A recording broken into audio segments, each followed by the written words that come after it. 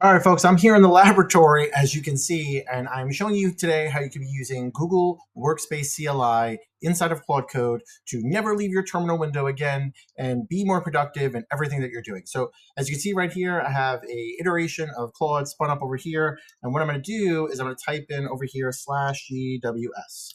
So with the Google Workspace CLI integration, every single thing that I can do inside of Google Workspace, I can do directly from the terminal. Now, why is that important? That's important because at the end of the day, if you're working on something and you don't want to go to your inbox to send an email off or respond to somebody or do a calendar invite or anything like that, you want to keep your attention in what you're doing and not break focus. Just imagine if you had to go out and send a calendar invite for someone that just pinged you, and then you open your calendar, and then next thing you know, you're looking at another event and you're worried about something else, and there goes all the focus and attention that you've been putting into your application or anything that you're doing, and you're derailed, and that's never good.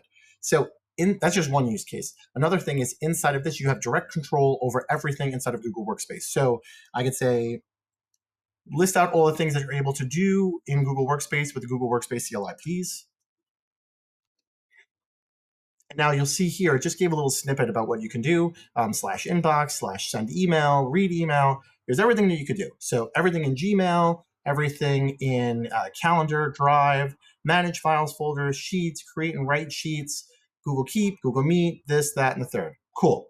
So now what I'm going to do is I'm going to go over here and I'm going to say, create an event for tomorrow at 12 Eastern Time entitled Frogs Are Cool. I want you to add to the event my personal email, which is jaspinallsr@gmail.com.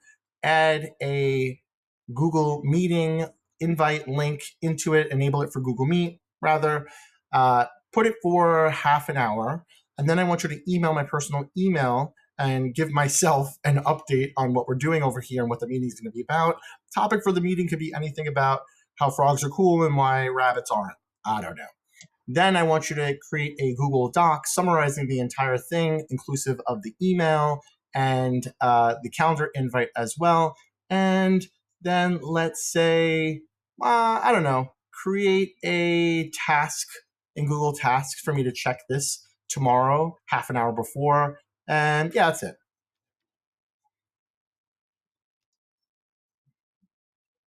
Cool. So I fire this off. And now what this is going to be doing, because think about all the steps that you'd have to do. You'd have to go into your calendar. You'd have to go into your email. You'd have to go into Google Drive. You'd have to then go into Google Tasks, which I don't know if anyone really uses them, to do all these different things, right? So where something is taking one step, now you're, how can I word that? Instead of doing 5 or 6 or 7 different things, you're now putting in one prompt and it's doing it all for you. So you can stay in your zone of genius, stay in your focus. So it's good, I have what I need. I created the calendar event, the event's created, you send the email, create the Google Doc, create the Google Task all in parallel. You'll see some errors pop up, it's working. Email sent, doc created, Google Task needs additional authorization scope.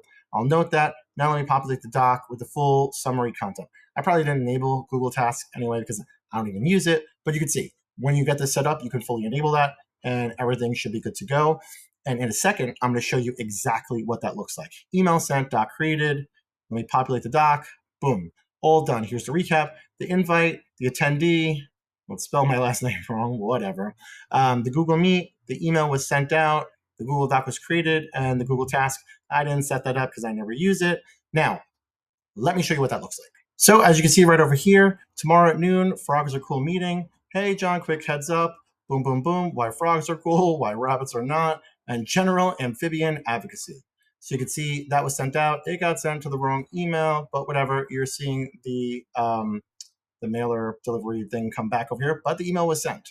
And then if I take a look in the calendar, right here for tomorrow at 12 for half an hour, here's the invite with the Google Meet right over here. Now, if I go into my Drive, Frogs Are Cool. So you can see right here, Frogs Are Cool, meeting summary and brief. Here's the information. Here's the attendee. Here's the agenda. Here is the email that was sent out. All that stuff is there. And I think I did one other thing. What was the other thing I did? Attendee, invite, Google Meet, email, Google Doc. That's everything. So in one prompt, I was able to, within the Claude Code terminal, able to send out all of that. So meeting invite, email, follow up. Think of the things that you can do with this, right? So if you have Google Drive and you're like me and everything is all over the place and disorganized or anything like that, what you can do is you can come over here and inside the CLI or inside the terminal for Claude Code, you can have it just run and fix this for you. So you see a lot of times all those examples of you fix my downloads folder. Well, that's cool, but I don't really keep anything in my downloads folder, but I do keep a ton of stuff inside of my Google Drive folder. And Google Drive just never has a good way of organizing things. But yeah, so this is it. I will leave the link below for the video and showing you exactly the process for getting it set up. It is very, very simple. So if you go over here, just type in GWS CLI GitHub. This is it right here. You're just going to take this, throw it into Claude Code, say, cool, set this up for me. The hardest part of this is just going into your Google Cloud Console and setting up the OAuth credentials. That's the only thing that's going to make this not a 2-minute install, maybe a 10-minute install. But outside of that, it's well worth the time because this is something extremely powerful if you're a Google Workspace user. But that's what I got, guys. That was it for this video. If you liked it, please make sure to like, comment, subscribe, all the stuff that everyone in the YouTube space will tell you to do. But please do it because I want to do more videos like this because every time I learn something new, I want to share it. I'm very big into education. So the more that I can share and do things, the more I'm inspired to do more of it. Again, I am no AI guru. There's so many other people in the space that are like light years ahead of me. But for the basic fundamentals, someone just getting out there and trying, I like to show real life practical ways to use this, not just spinning up a website and looking like, wow, isn't this cool? And then never really using it.